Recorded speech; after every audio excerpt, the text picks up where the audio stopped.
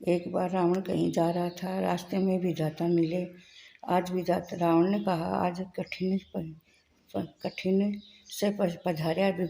तो पधारा तो पूछा, तो विधाता ने कहा, आज कौशल नरेश के यहाँ कौशल नरेश के बेटी का जन्म हुआ, वहाँ से पधारे। उसके भाग्य में क्या है? कौशल नरेश की बेटी का भाग्य बहुत अच्छा है। उसकी शादी उसके राजा दशरथ के साथ होगी। उसके घर में इस समय भगवान विष्णु के रूप में विष्णु राम के रूप में अवतार लेंगे। उन्हीं के राम के हाथ से तुम्हारा युद्ध होगा और तुमको यमपुरी पहुंचा देंगे। विधाता तुम्हारा बुढ़ापा आ रहा है, सठिया में आ गई। अरे जो अभी अभी पैदा हुआ है दशरथ, नन्हा मुन्ना लड़का, बड़े होंगे, उनकी शादी होगी, उनका बच्चा होगा, फिर उसका बच्चा बड़ा होगा, युद्ध करने के लिए आएगा। मनुष्य का बालक मुझे महापुरुष रावण को युद्ध करेगा। और वह डीग हाँकते हुए चला गया। अंदर काफी चोट लगी, समय बीतता गया। इन सब बातों को ख्याल में रखकर कौशल्या और दशरथ के बारे में सब कुछ जांच पड़ताल कराता रहा रावण। कौशल्या की सगाई हुई या नहीं, ये सब देखता रहा। समय आने पर कौशल्या और दशरथ की सगाई हुई। उसको एक झटका सा लगा। अब आपको उसको समझ में आ गया कि सगाई तो हो गई। इस पर रावण ने सोचा, अभी उनका बेटा होगा, बड़ा होगा, जब का जब देखेंगे, पर मुझे कोई यमपुरी नहीं पहुंचा पाएगा। रावण ने सोचा, शत्रु को कभी भी और रोग को कभी भी नजरअंदाज नहीं करना चाहिए, उन पर हमेशा नजर रखनी चाहिए। रावण ने कौशल्या और दशरथ की पूरी खबर रखता था। रावण देखता था कि कौशल्या की सगाई दशरथ के साथ हो गई या नहीं हुई, सब देखता रहा। पर अब समय आया तो कौशल्या और दशरथ की सगाई हो गई। अब मुझे रावण ने सोचा, मुझे सावधान रहना चाहिए और उस वक्त देखेंगे। ये शादी की भी तिथि तय हो गई। तो शादी का दिन नजदीक आ गया। रावण ने सोचा कि अब तो कुछ भी करना पड़ेगा। अतः उसने अपनी अदृश्य विद्या का प्रयोग किया और विचार किया। उसी दिन शादी था, उसी दिन कौशल्या के स्थान पर जाकर बैठी हुई थी। सहेलियों ने उसको हार श्रृंगार से सजा रही थी। उसी वक्त अवसर पाकर रावण ने कौशल्या को हरण कर लिया और उसे लकड़ी के बक्सा में बंद करके पानी में बहा दिया। कौशल्या की शादी का दशरथ के साथ शादी करने के लिए दूल्हा दशरथ आज राजा अज और गुरु वशिष्ठ बरातियों के साथ कौशल नरेश के लिए निकल पड़े। एक दशरथ और वशिष्ठ जी का हाथी चिड़चिड़ा कर भागने लगा।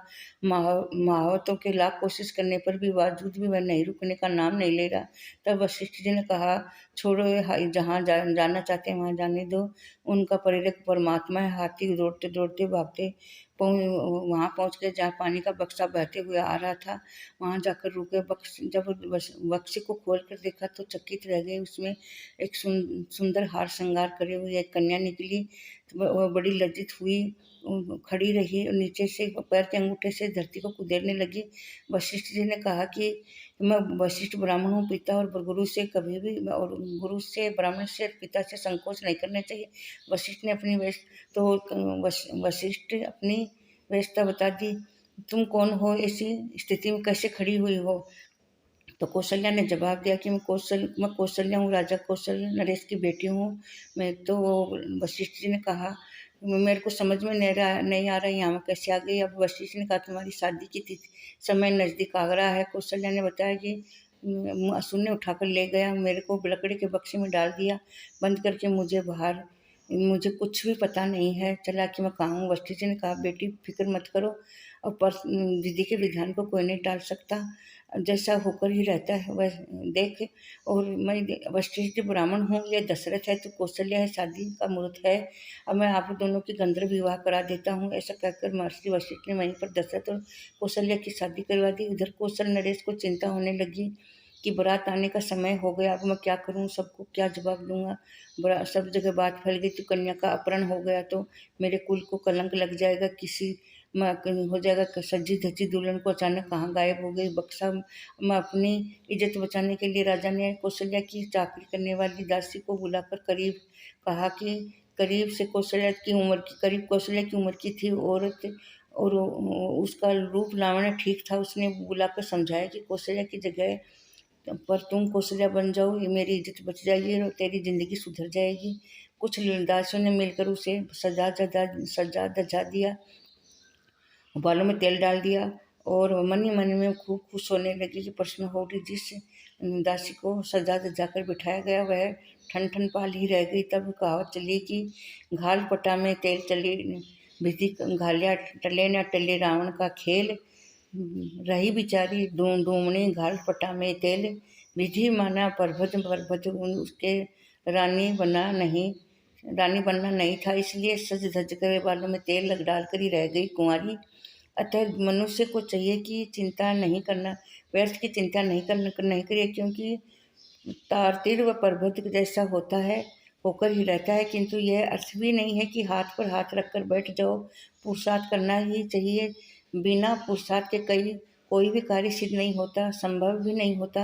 यदि आप तत्पर हो, मनोरोग मनोयोग से मन के योग से विचार पूर्वक कार्य किया जाए, सफल हो सकते हैं। विधि के विधान को मानकर सहजता से स्वीकार करें, दुखी होकर नहीं। तन ता, ताम तनसा अयोध्या कांड में तुलसीदास जी बताते हुए कहे, सुनहु भरत भावी प्रबल बिलखी कहे, मुनिनाथ हानि जीवन मरनो, जसु आपसु विधि के विधान ना टले।